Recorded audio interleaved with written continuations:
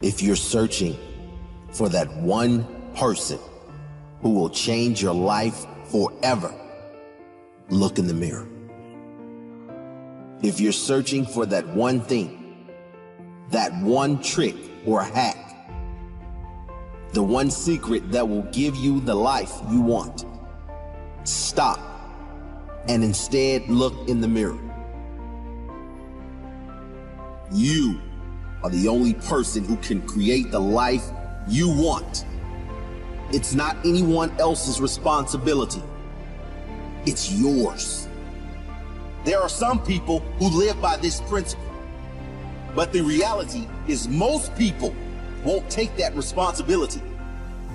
Most people would sooner make excuses than look in the mirror. The problem is always out there. It's never in here. These are the same people who spend more on lotto tickets than they do their own personal development. They spend more on diet pills than they do on health food. They spend more time complaining about the reasons they can't succeed than they do working for the possibility that they can succeed. It's always someone else's fault.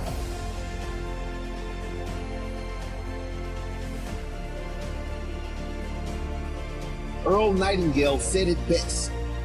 We are all self-made, but only the successful will admit it.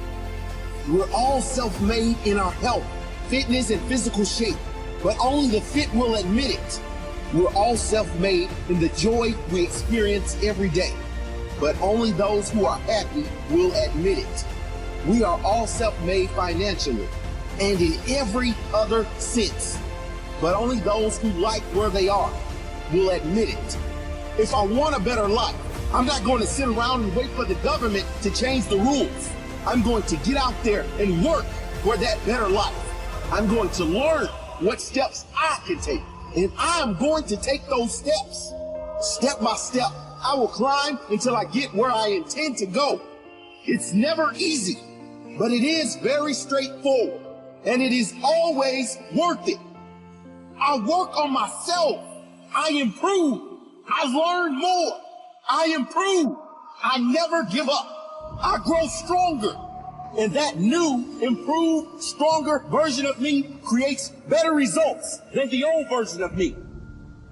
I find a way. I find a way to create the life I want. If I want a better body or better health, I know a prescription is not going to give it to me. I know I can't get it from an infomercial. The only way I can get it is through my own work and my own self-discipline. I am the only person who can create the life I want. There is no one else that will ever want it as bad as I want it. It's up to me and me alone. And I wouldn't have it any other way. The only thing in life that is guaranteed is change. So nothing else in life is guaranteed but change. That is the only thing that we can hope for that will happen, and that is change. Nothing ever stayed the same since the beginning of our existence. Things are always evolving or descending, but never the same. You leave a place for 5 years and come back, it won't be the same as when you left it. Especially Brooklyn. Change is actually a blessing because we get stagnant in life sometimes. So change forces us to do things differently.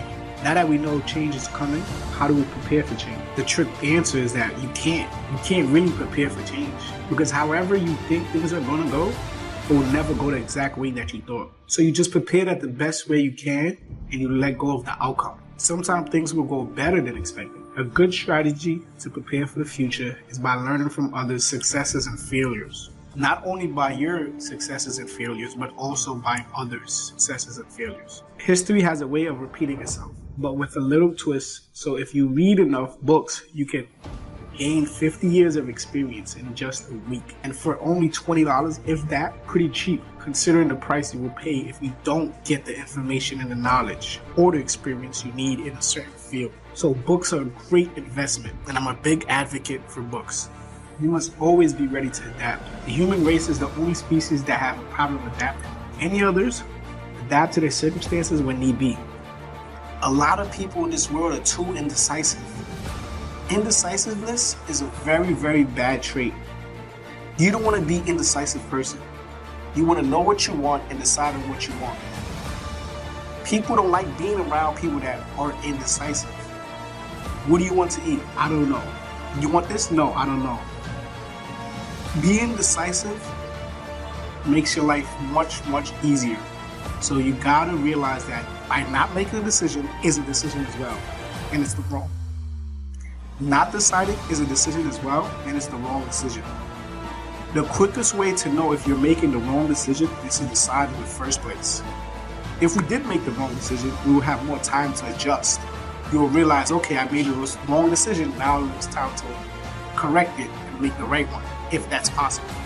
Rather, if we didn't decide at all, we would never know and live in a life full of regret. Leaders are decisive, and in order to lead your life in the direction you want, you must be decisive. Being decisive doesn't necessarily mean rushing your decision, but being decisive means taking all your knowledge about the situation and coming up with a decision quickly and effectively. Now, how do you make better decisions? We must first embrace that we are in position to make a decision. So that is a gift, that you can control what happens in your life, that you can control where you are in your life right now by making your decisions. So that is a sense of freedom. That's a sense of entitlement. That's a sense of power, that you have the freedom of choice as a human being, and you can decide what you want to do with your life. We must take all of the consequences of this decision into account. So whatever you're going to decide, think about the consequences of what's going to happen when you do what you're going to do. Now, we make our decisions based off two primary things. One thing is avoiding pain. The other one is, it's that simple. All our decisions come from avoiding pain or pursuing pleasure. After we establish these things, you then decide on what you feel is right based on the knowledge that you have gathered, pursuing pleasure.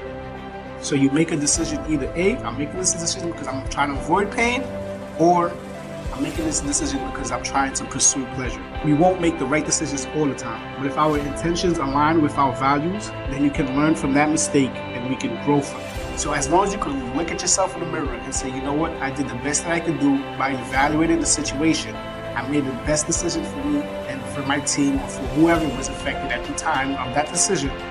Even though it's the wrong decision, you can live with it and you can grow with it. So you must decide to take control of your life. Every morning you wake up, make a conscious decision that you will take control of your life, that you will live your life with intention, and live the life that you've always dreamed of. Realize that it all starts with you, no one else but you.